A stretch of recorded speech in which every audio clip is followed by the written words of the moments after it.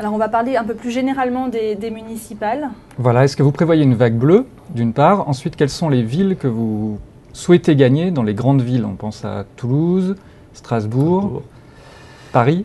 Vous savez, il faut toujours être très prudent. Moi, ça fait 30 ans que je suis la politique, que je regarde et on entend toujours en amont des élections toutes les formations politiques dire vague bleue, vague rose. Bon. C'est pas ça qui compte. Ce qui compte, c'est le soir du résultat.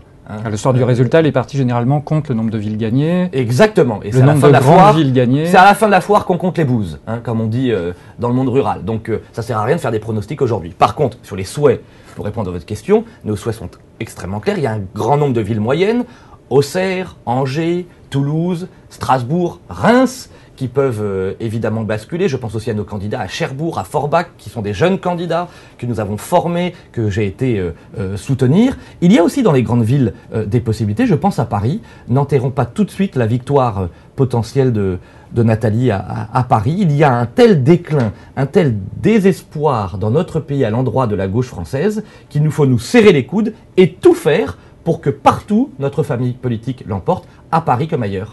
Question de Bénédicte, s'il y a des seconds tours FN-PS, vous appelez à voter pour qui?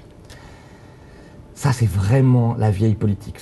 Nous sommes le premier parti de France, nous remportons toutes les élections et je devrais me positionner en fonction d'un cas de figure où nous ne serions pas qualifiés. Alors, puisque je n'aime pas la langue de bois, je vais répondre à votre question, mais je le dis et je le répète, l'UMP sera présente partout, au premier comme au second tour, et nous nous maintiendrons dans tous les cas de figure, d'autant plus que vous savez qu'aux élections municipales, le seuil de qualification, c'est pas 10% des inscrits, comme on dit, c'est 10% des exprimés. Donc, il est incroyablement bas.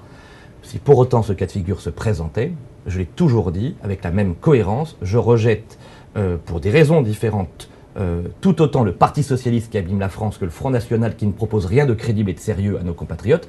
Par conséquent, je voterai blanc.